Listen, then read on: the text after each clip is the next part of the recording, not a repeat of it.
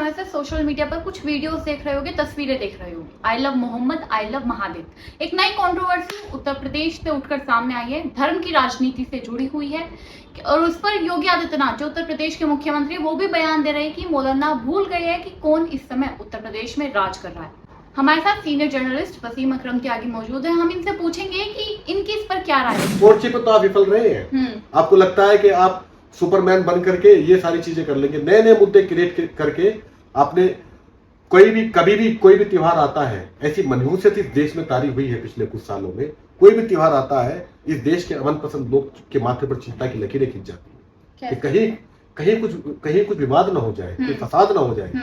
होली आई तो क्या कहा गया, किस तरह के बयान दिए गए, पुलिस ने बयान दिए, पुलिस की तरफ से बयान है, फिर बीजेपी कूद गई।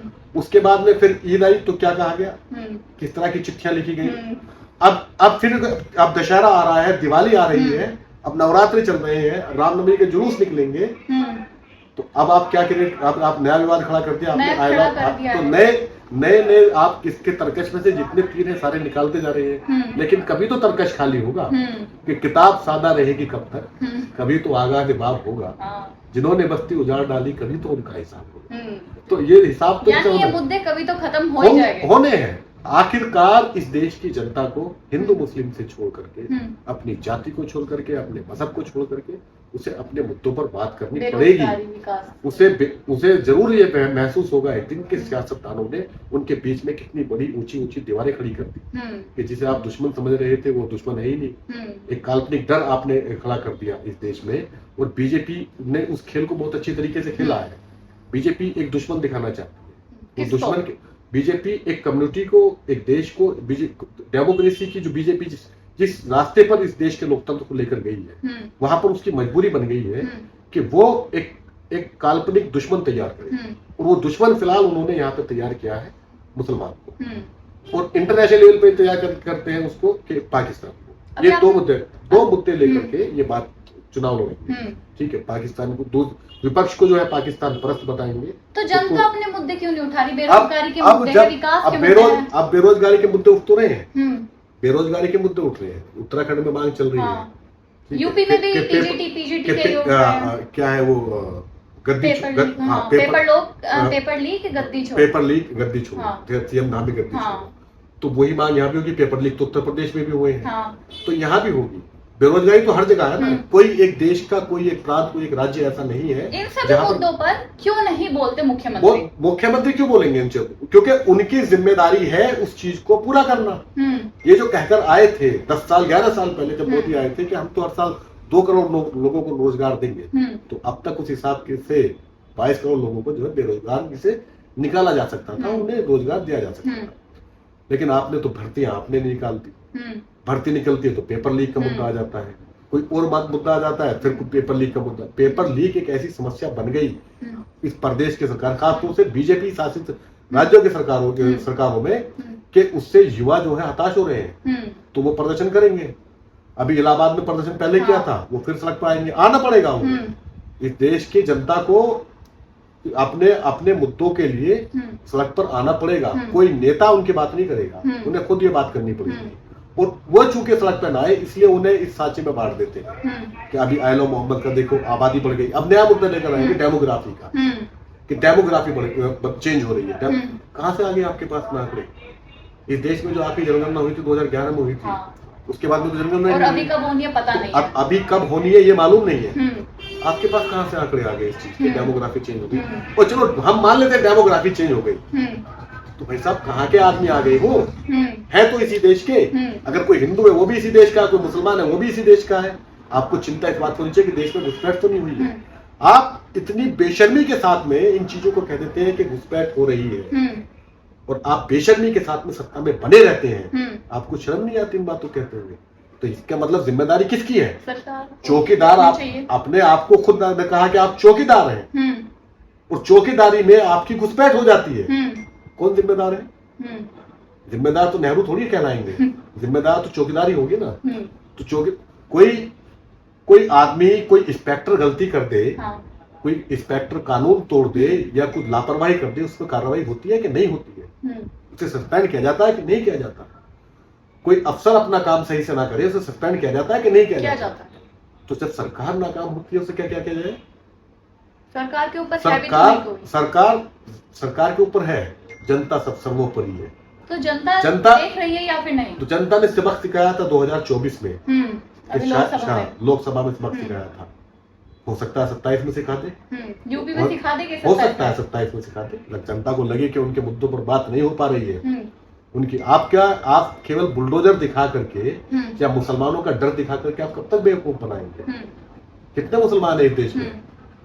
14%, 14.5%। आपके हिसाब से आई लव मोहम्मद का जो ये विवाद है कितना और बढ़ सकता है? ये खत्म होना चाहिए विवाद, ये विवाद बढ़ना नहीं चाहिए, ये खत्म होना चाहिए। पहली बात जिसपे ये विवाद ही नहीं होना चाहिए। अगर साइन बोर्ड लगा दिया था तो पुलिस को इस पे विवाद खड़ा करने की जरूरत नहीं थी। कोई I love Yogi, I love bulldozer भी लगाए जा रहे हैं, अब लगाए जा रहे हैं। पुलिस सेम कार्रवाई कर दे उन्हीं पे। हाँ। जो कार्रवाई आपने आई लव मोहम्मद का साइन बोर्ड लगाने पर कानपुर में की थी और उसके बाद से जो लगातार आपने 300 से ज्यादा लोगों पर खिलाफ FIR दर्ज की है, आप ऐसी कार्रवाई उन पर कर दीजिए जो आई लव महादेव कर रहे हैं या आई लव योगी कर रहे हैं, आई लव बुलडोजर कर रहे हैं, आई लव यूपी पुलिस कर रहे हैं, उन पर कर दीजिए। लेकिन नहीं होगी उन पर, क्योंकि सब सत्ता के अनुसांगिक संगठनों के ये लोग हैं। बारी बारी से टूल किट का एक हिस्सा है, जो भाजपा की टूल किट है उसका हिस्सा है। वहां से मुद्दे आते हैं कि इस मुद्दे पर बात करनी है, इस मुद्दे को हवा देनी है, इस मुद्दे को उठाना है, उसी पे बात चल रही है। तो ये चलता रहेगा। सियासत की सुंदरबंदी से सच्चाई छिपाती है कि जैसे सिस्कियों का जख्म शहनाई छिपाती है। तो ये उस सच्चाई को छिपाने की कोशिश है। आप पूछिए उत्तर प्रदेश में बेरोजगारी का क्या हाल है, आप पूछिए कि नहीं हो रहा है समय से। जो कस्बों की हालत थी, जो हालात थे छोटे कस्बों के, आप उत्तर प्रदेश में निकल कर घूमिए। मैं अभी 5-6 जिले घूम कर आया हूँ उत्तर प्रदेश के। शहरों की ऐसी स्थिति है, गड्ढे ऐसे हैं, आप कहेंगे ऐसा लगता है कि आप किसी खंडर में आ गए हो। बाहर के आपने हाईवे बना दिया, एक्सप्रेस से बना दिया, क्योंकि वहां से मोटी कमाई होनी है। लेकिन जो अंदर शहर है वहां पर चलने लायक सड़कें नहीं छोड़ी आपने। तो ये स्थिति, और प्रशासन काम कुछ नहीं कर रहा है, सिर्फ धर्म के नाम पर लड़ने की कोशिश कर रहा है। काम तो सरकार को करना होता है। सरकार दिशा निर्देश देती है तो सरकार के, आप वो जैसे कह रहे हैं कि हमने कहा, जो उनकी भाषा है वो बयान उनका आपने भी सुना होगा। तो यानी कि DGP निर्देश कौन देगा? पुलिस का प्रमुख कौन होता है? DGP। लेकिन ये निर्देश कौन दे रहा है? मुख्यमंत्री। तो आप देखें ना संविधान कितना बचा है। तो वो लोग जिन्हें इस देश के लोकतंत्र की चिंता है, जिन्हें इस देश के संविधान की चिंता है, उन्हें सोचना पड़ेगा। अदालतों ने काफी पहले अपना वजूद बचाने के लिए बुलडोजर की कार्रवाई के खिलाफ फैसला दिया था। अब उन लोगों को आगे आकर सोचना पड़ेगा जो चाहते हैं कि इस देश का लोकतंत्र सुरक्षित रहे, इस देश का संविधान सुरक्षित रहे और इस देश की अदालतें सुरक्षित रहे।